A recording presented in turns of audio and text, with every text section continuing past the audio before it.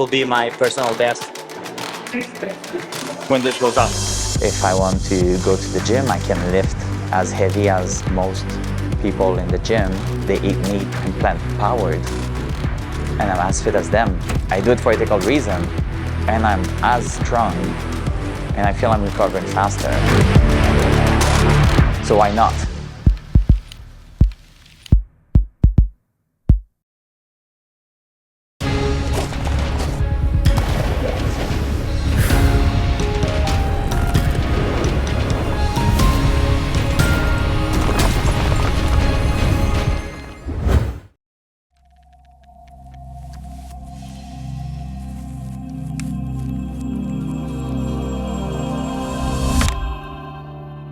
We're going to Oak and Pine Athletics to do some fitness CrossFit workout.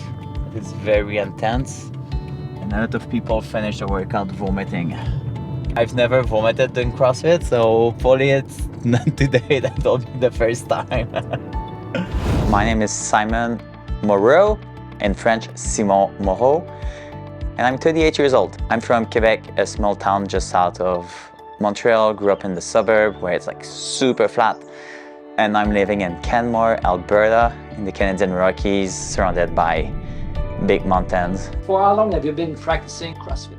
I started CrossFit before it became mainstream, when people think it will be a fad, in 2010, 2011. Back then we would flip tires, swing a hammer on the tire, so we don't do that anymore. It's not as common, but it was very fun. It felt like doing something different. It felt like I got into the beginning of the cult. Just like the vegan cult, the CrossFit cult.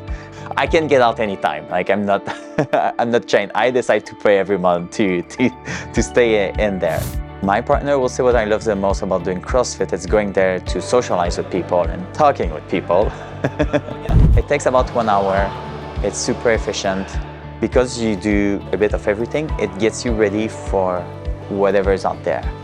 So I feel it really complements well my vegan lifestyle, that eating vegan allows me for my body to always be ready to go out and do things. The benefit of doing CrossFit, like there's the physical benefit, it gets you ready for anything, you're a well-rounded athlete. And mentally, it's to push yourself to, often there are things that are scary. You look at a workout, and yesterday was a good example. There were some front squat at 185 pounds, which I know I can do, but it was after doing 1.5 minutes of very high cardio. So your heart rate is super high, and then you need to pick up that heavy barbell and do as many reps as possible.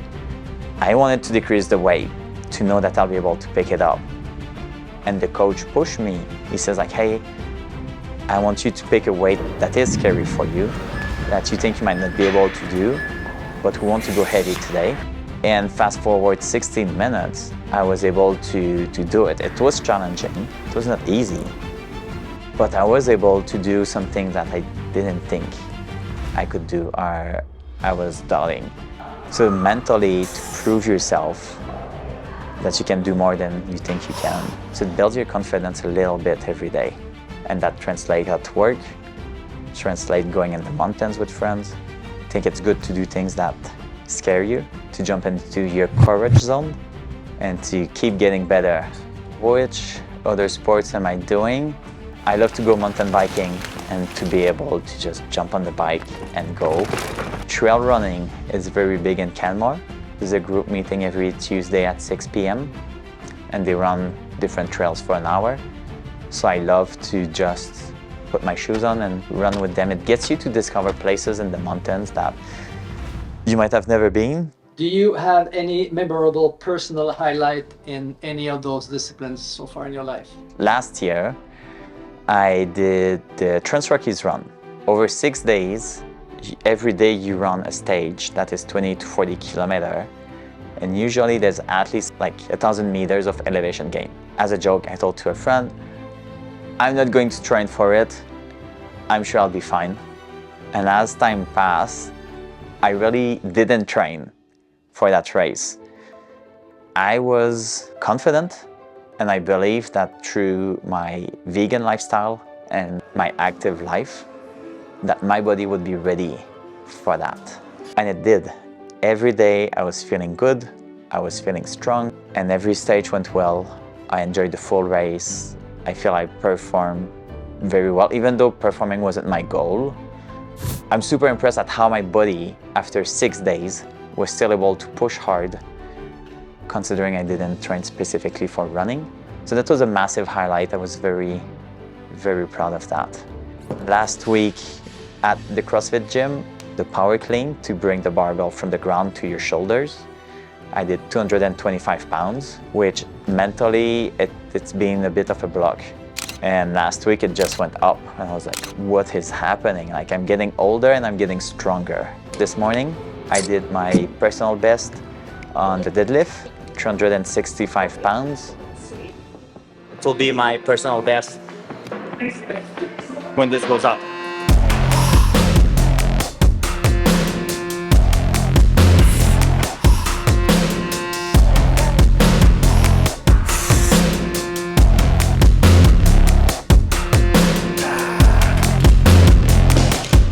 I feel there were potentially more in the tank, but I decided to call it there for today, which is fine. Like, I'm in there for the long term.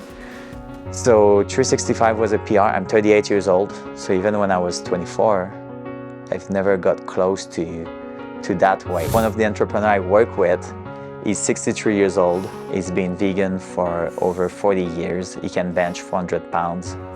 He looks younger than me. I want to have longevity, but also a quality of life, and I want to be able to go do what I love to do when I'll be 70, 80 years old. And that person, Geoff Palmer, who's the owner of Clean Machine, is ahead of me, showing me that it's possible. You discover some people who also are vegan and they're at the top of the sport. It's like, how do they do that? Why do they get there? So to discover other people who want to do good, and it just happens to elevate them to the next level, to dominate to what they're doing. I was like, I like that. A few weeks ago, we did a 55-kilometer hike with 2,000 meters of elevation gain over 2 days with a big backpack weighing more than 20 pounds. And we didn't train for it, and it was fine. Like, the body's just ready for it. It allows me to live that highly active lifestyle that, for me, it's how I want to live my life. So my vegan lifestyle allows me that capacity. Feeling good, feeling strong, and we'll just keep going with the day. We'll go to the market, get some bread. We have essentially all the seasoning that goes on and everything bagel with a little bit of garlic in there. Yes, please. Awesome. I'll take one of these. Perfect. Good little breakfast for you. Or sandwiches. Awesome. Awesome. Great. Thanks a lot, guys. Have a good day.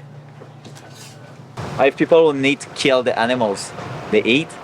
I couldn't, I can tell you that. And I'm sure more people will not eat meat if they would have to butcher their own things. So I think we don't need that nowadays in the world with the resources we have and the knowledge we have. We're going to get some jackfruits to do barbecue pulled pork with jackfruits. And we're going to fool people who, well, they'll think it's meat, but it's not. For how long have you been vegan now? I don't remember the exact date, but it minimum 13 years. It was an evolution. I used to eat meat 4 times a day. Grew up in that typical household in Quebec. And surprise, surprise, I met a lady and she slowly exposed me to become vegetarian. I became vegetarian after reading the book Eat and Run from Scott Jurek, who at the time, he was the top ultra runner, just dominating the field as a vegan. I still thought vegans were crazy. They were from another planet. So I was comfortable to become vegetarian, to become a better athlete. Then things kept rolling. I was getting more and more information. And one night, I listened to the documentary Earthlings. I watched it in French. It was narrated by George Laraque, a famous hockey player he was like a policeman of the league. He was the tallest, the strongest, the biggest guy, and he was vegan. So I was like, how come is this guy vegan and he's the strongest? But that documentary expose all of the different aspects of animal exploitation. What was so hard in that movie Earthlings for you? The blatant truth in front of you. It's like, by the way, Simon, you've been supporting that for 20 years. And when you see the despair, the fear in the animals, the bad conditions, you feel dirty. Feel you've done something wrong that you can't really fix or apologize. It's like it's been done, and it's been done mostly because I've been lied to. The graphics were like you'll try to do a horror movie and you wouldn't do better than that. It was disgusting. But forcing myself to be like, I need to know to make an informed decision. People are always like, you need the information to make an informed decision, but then they'll put their head in the sand to be like, I don't want to know that. Like, I just want to keep enjoying my food. And it's like, for your enjoyment, all the amount of violence, pain, sadness, and that's not talking about the impact on the environment, on public health. And I finished, there was an elephant tied to a chain, and seeing how bad they were treated, I was just crying. And at that moment, I turned to my partner, the same one who asked me a few months ago. She's like, I think I'll go vegan. And I said, like, you're crazy, you're going on your own. And after that, I was like, I'm going vegan right now. And she asked to go eat one last poutine at La Banquise in Montreal. And it was very clear. Immediately I was like, no, it will defeat the purpose. I don't want to be part of that anymore. So just like that, I was vegan and never turned back. And I've been feeling great since then. Did you have any challenges in making the switch? I'm thinking of 2 challenges. The first one was to go to the grocery store and realizing that things that you didn't think there would be any meat, milk, or dairy products in, and there was. And the other one was with people I had in high esteem and I love, and seeing how they could be close-minded to it. And that was emotionally hard, highly disappointing. And over time, I lost a few friends for being very vocal and active and feeling that it needed to stop yesterday. Like, this is not an industry that should still be here in this day and age. Probably the same as some people felt about slavery not so long ago. I feel that strongly about animal exploitation. So the fact that people I love deeply are still part of that, it's hard. What do you think is the biggest benefit of being vegan? Not being part of that terrible industry. Like, it's kind of like knowing you're on the right side of the fence. Okay, nothing's perfect. We're all trying our best to minimize our impact, but knowing that you're trying to make things better and you're not part of things staying like the statu quo that is bad or even getting worse.